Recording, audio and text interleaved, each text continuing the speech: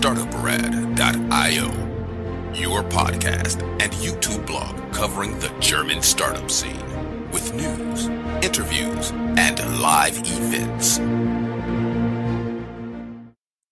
Hello and welcome everybody. This is Joe from Startuprad.io, your startup podcast and YouTube blog from Germany. If you're watching this or listening to this, make sure you hit the like and subscribe button. Today we have an interview of Spacific with Dennis here with me. Hey, how you doing? Hi, I'm fine. MOIN from Hamburg. And MOIN is the appropriate way in Hamburg to either say good morning as well as all day hello, how you doing? This interview is also brought to you in media partnership with Hamburg Startups. Go down here in the show note and pay them a visit as well. Dennis, you are here because you are the founder of Spacific. But can we first go a little bit through what you did before? Because as always, we'll link to your LinkedIn profile down here. And there's the company Jungheinrich AG. And there you did a lot of stuff like head of service, senior project management. How long have you been there and what have you learned there and why did you leave? Yeah, I'm 30 years old, so I am not probably a younger founder of a company. So I have to have work for another companies before I founded Spacific. I've been with Jungheinrich for 13 years, I think. So a long period. I said always, it was my youth time in working experience, and when I came out of that time, I go to the next company, Zülke. What I learned a lot at Jungheinrich because that was my stage coming into the point of business process optimization, thinking in lean processes, thinking about how can IT support people having efficient processes and efficient working steps by steps using field applications using SAP, ERP, and APIs in between and so on. So it was my hard and logical thinking about how people work at work. And in the last years, I was responsible for the complete digitalization of these service processes. So everything between customer call and customer invoice. So dispatching the engineer, that the engineer getting his service reports, and that the service engineer is able to write his service report, and out of the hours and spare parts which the engineer used by the customer, creating invoicing and the complete KPI things also in that case. So it was a cool time with very great people, but in end of 2015, I asked myself, okay, should I work my long life for Jungheinrich? Because it was the beginning of, I was beginning of 30s, and yeah, the question was, should I take other blood instead of the yellow blood in my mind? And then I'm asking myself, okay, what should I do in the next time? And with this comfort zone discussion, I thought, okay, the next step should be a commercial after sales manager, because I'm coming out of the after sales business processes. And yes, I know how after sales business works, that I can use this knowledge to do or to have a job role like an after sales manager. But after a few weeks, I realized, no, that is not what I want to. And that was the decision and the answer of that I switched to the company Zülke, which is an individual software and hardware provider, because there I got the opportunity to work for more than one company in real and very cool new technology projects. And I can have a look into more than one company in a very short time period. So that sounds pretty much like it was also a little bit of consulting as well, but sounds pretty interesting.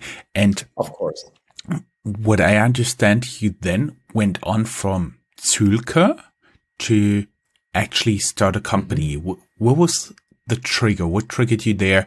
Why did you decide, oh, I have now whatever 15 years in corporate experience and now I want to start a startup? The reason was the augmented reality stuff I learned by Zülke, because when I switched from Jungheinrich to Zülke, the HoloLens came up in Germany, and Microsoft was searching for an first certified development partner in the German region, and they asked Zülke to go for it. And in that case, I came in touch with the HoloLens and augmented reality in business things, and keeping in mind what I learned by Jungheinrich by after sales process, that they are field service engineers, which can have guided workflows when they are working in the field or in training scenarios or whatever. I realized the business potential of augmented reality. And with the first project we made by Zülke, we got this certified stamp by Microsoft that was beginning of 2017.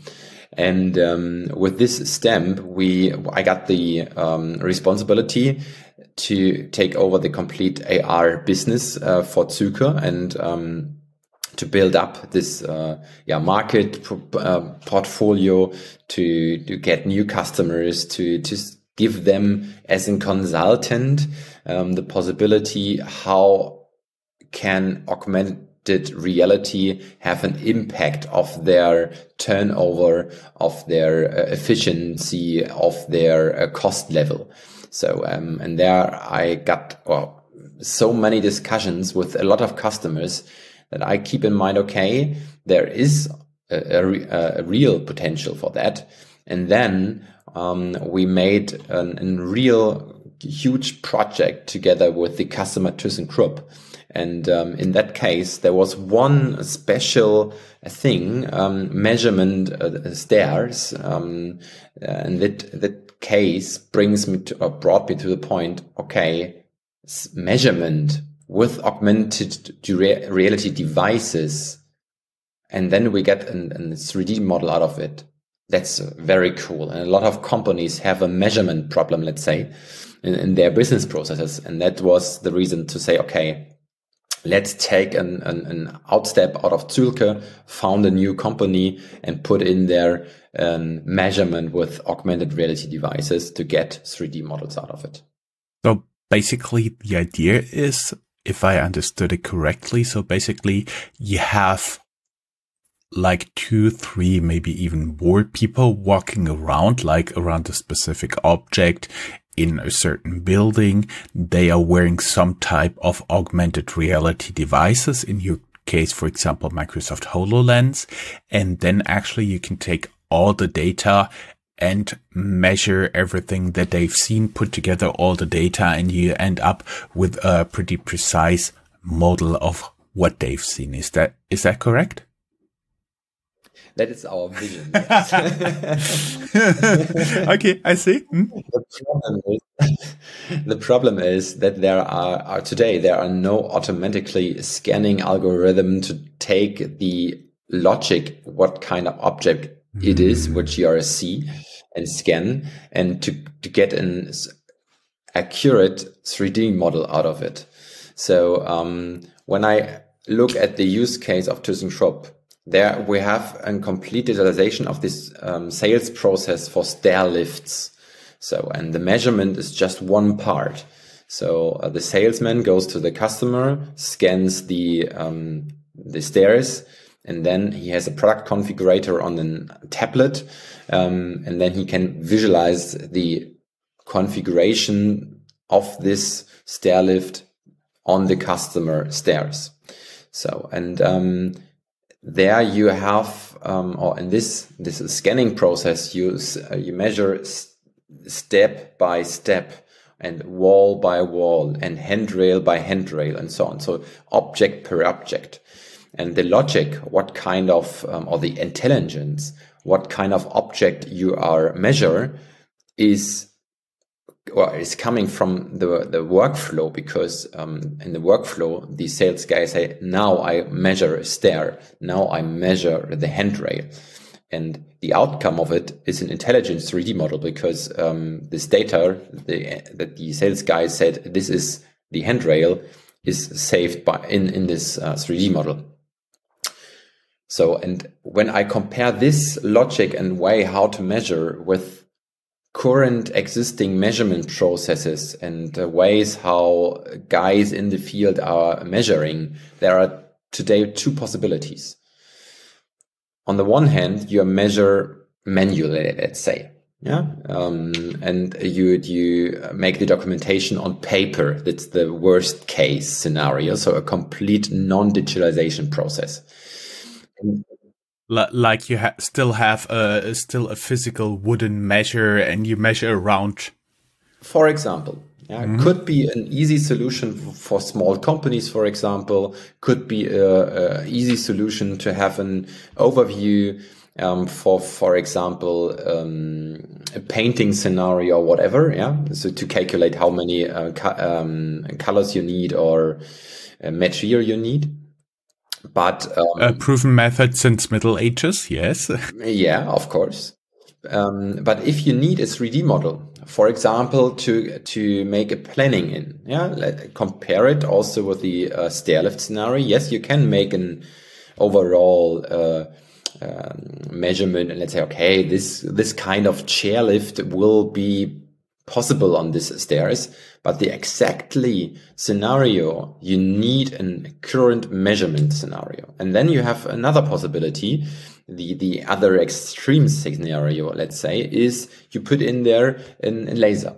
You have a laser 360 degree, you put it into the room, and he's scanning anything what is in this room, including all stairs, tables, and whatever.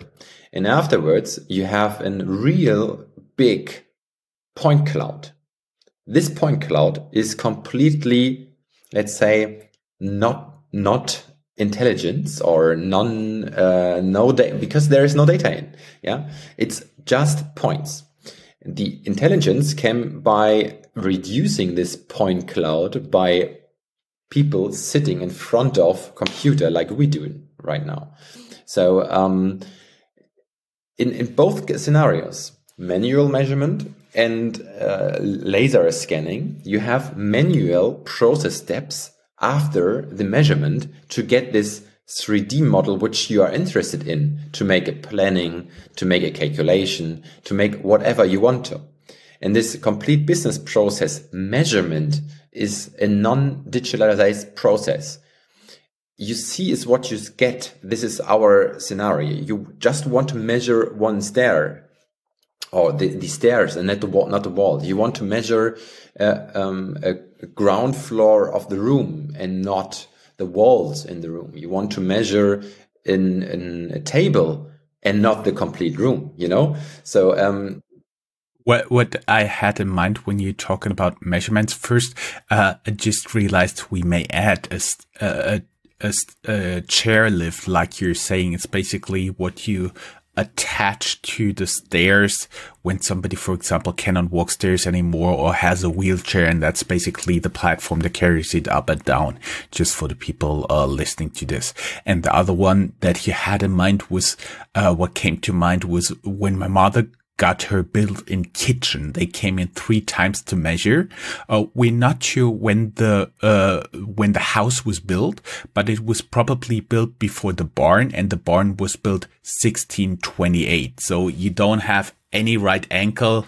You don't have even for 10 centimeters, a straight wall. So basically it goes in, it goes out, it goes a little bit left, a little bit right. So basically as they could make it at this very moment. And that would be like one of the places, somebody can get, his or her glasses on, and she can just measure everything by watching at it. That is currently what you're looking at, right? Yeah, this is our vision, that you just have to watch and then you will get automatically the 3D model out of it with a real high accuracy. And also, we know these glasses are very expensive, so we are working on solutions using normal smartphones or tablets, but they have to have the LiDAR sensor because of the accuracy factor. Yeah, that was something that I had in mind, because if you're just watching, you always have the problem to see how far it is.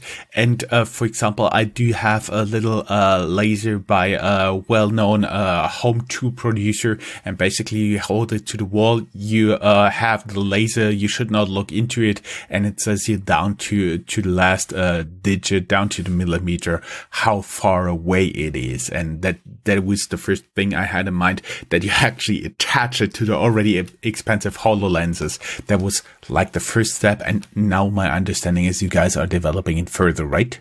Yeah, we do. And the next step is that we will have a self-service portal for our customers, because we know that the measurement process in general is in all companies the same. It's the same as customer service process, for example. Yeah. So it depends on what kind of subject the service engineer has to repair. The process is in anything in any steps equal. So first you are calling that you have a problem as a customer, then the service engineer has to come to you, then he will repair the thing, wash machine and forklift or whatever, the object, it doesn't matter, and afterwards the company will write an invoice. So the measurement process is nearly the same. It's always, you have the order to measure something, you will drive to the location where you will measure it, and then you will get a 3D model out of it, or you want to have it. So the process is in any steps equal. So that's the reason why we developed a self-service portal where we have a workflow configurator, where the companies can define the steps, what kind of object and how in which period the companies can define it from themselves, because I think the process is, as I said, nearly the same, but the objects are different between the companies, and so that we have this USP workflow configurator. And I think when I look into our development team, it's very extensive developing such kind of configurators, but it's very useful to have a proper platform which you can adapt and very easy to your own company applications, because I don't want to be the next big platform which has the company to integrate in their IT systems like SAP, Microsoft, or whatever. You just adapt to their systems, and they use us just as a measurement tool, as an end-to-end solution, because we know that we want to have this data from the field in the back office in a digital format, and not by sending papers and notices by the service engineers into the back office and then working in the PC. And so we are developing a complete end-to-end solution for the customers. Actually, paper-based notes really made me smile, because we have a built-in kitchen and our fridge broke down shortly before Christmas, and then we had somebody coming in, taking the measurements. He wrote it down, and then they got it to the retail store where they should actually find the right fridge, and it turned out the sales representative couldn't read the handwriting. So that is fine. Let me quickly give you two questions or two statements. Mm-hmm. Basically, number one is you guys are currently working on doing a Friedman. Basically, what I'm referring to is Friedman, The World is Flat. Basically, that's a book of a very interesting person, multi-time Pulitzer Prize winners. And basically that is a book where he argues the world is flat due to certain technologies. But what been sticking in my mind from him was that he was complaining about Ryanair, or Southwest Airlines in his case, because they made him a ticketing agent because they had to print out the ticket the night before, which is something pretty common right now with many airlines. And basically what you enable your clients to do, the companies, that basically they can, with the right app, at one point, that's the vision I understood, have the customers hold up their cell phones, hold up their tablets, and they can measure an object. So basically you're doing a Friedman with them. Instead of having a lot of people traveling around, you have just a handful of people sitting even in their home office and taking the right measurements. That would be statement number one, if I understood it right. Just a side note, does it also work for like humans, for clothing, shoes, stuff like that? Could be, but I don't believe that if you scan people, the shopping experience will be the same as in a normal life. I don't think that augmented reality is a good shopping experience solution. Yeah, for clothes and so on, but for things like tables, stairs, and chairs and so on. Therefore, yes, but not for clothes. Mm-hmm. And the next one would be, so we understood where your vision is. You want to Friedman the clients of your clients. And basically what I would be interested right now is, where are the use cases? Where can your clients apply it? As I said, just clothing. Okay, check. What you had is like the lifts, the chair lifts on the stairs. But I do believe there are like a zillion other possibilities, especially now thinking along the rail lines of machines, heavy machinery, built-in stuff like that. But I do believe there are like a lot of other options, right?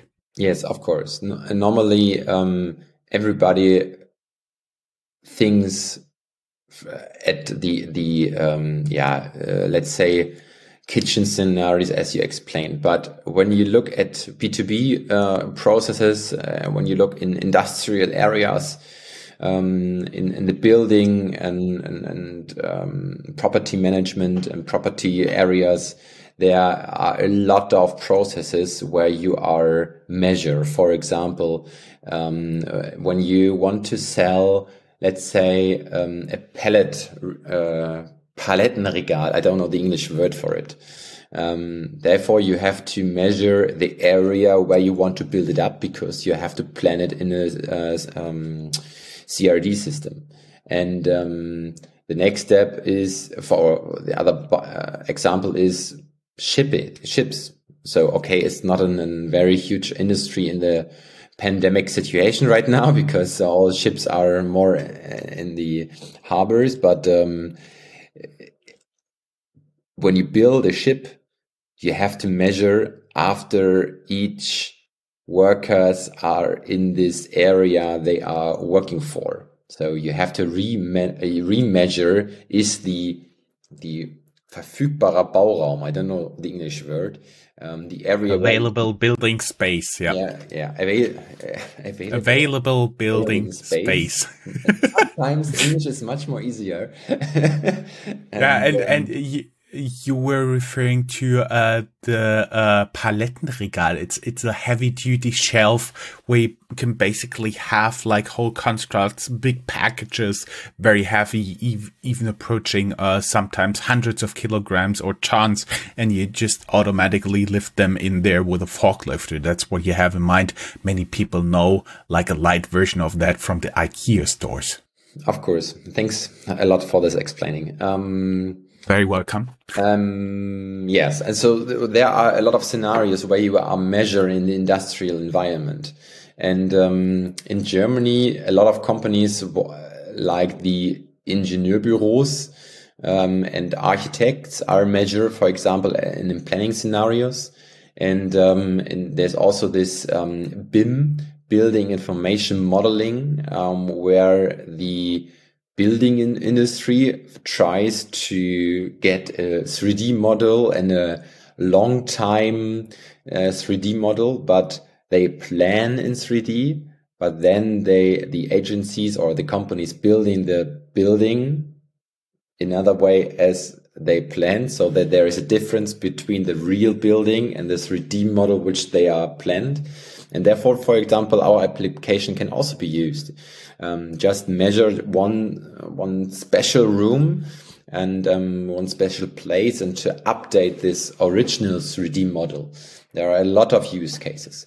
Our solution is not really useful when you want to scan a complete building, like with drones and so on. There are other applications where you can scan the complete building and get a real accurate 3D model when you measure long distance, the complete building and so on. But when you go into very small spaces, very small areas, small objects, then you want to update 3D models, you want to create very small intelligent 3D models, then you use our application.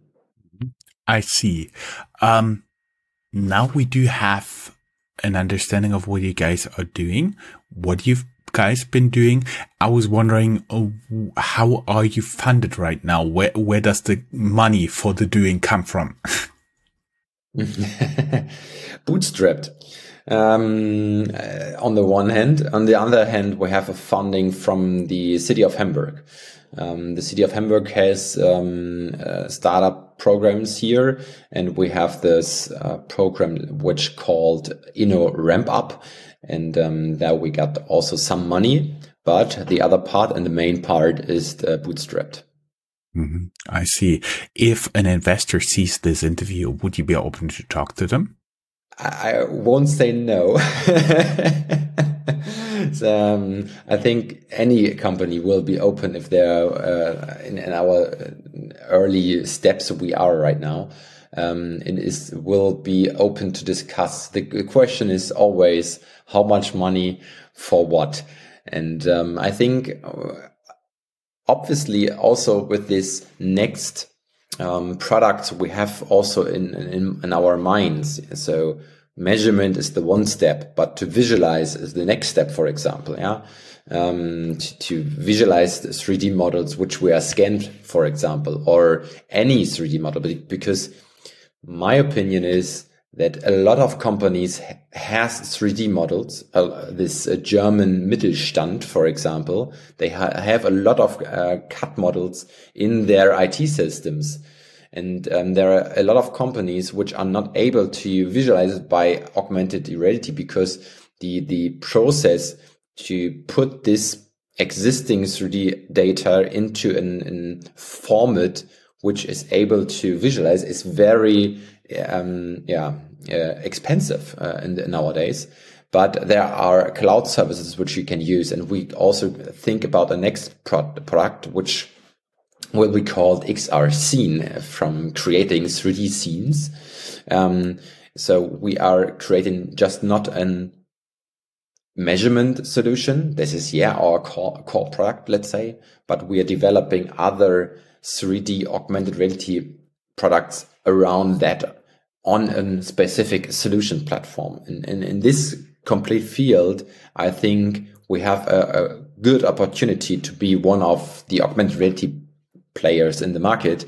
And yes, if there will be an investor who will be interested in to give us some money, I think my contact will be in this notes, wherever you will put this show notes, in the show notes, and we put them down here wherever you're watching this, wherever you're listening to this. There has to be a link at least that you could copy and paste to our blog post, and there of course is your LinkedIn profile. Really sorry that we cannot make the links work everywhere. Unfortunately, we're limited by the platform you're consuming this on. If you're bothered by this, you should think about looking for us on a different platform. Dennis, Was very great talking to you. We are all running a little bit longer than usual, but I do believe it was totally worth it. Augmented reality, virtual reality is a big topic, especially if you guys are really applying it. We've come a long way from like the very bulky 3D glasses where you had to stand on a platform to make 3D shooters really work to here where you actually can apply it. We'll keep a little bit track of you guys and I hope you're doing great. Thank you very much for being my guest and moin moin. Thank you to be here and moin from Hamburg because one moin is enough. One moin is enough. Awesome closing words. Thank you. Bye-bye. Thank you. Take care. If you are a professional looking at the European startup scene, Germany is a place you cannot miss. Fortunately for you, there is Startuprad.io, the authority on German startups. This English-only podcast brings you fresh interviews each week. Most likely, you have never heard or read anything on these startups before in English, but you will in the future. Be ahead of the curve and subscribe to Startuprad.io podcast, or check for the Startuprad.io internet radio station. Check your Alexa for the Startuprad.io skill as well.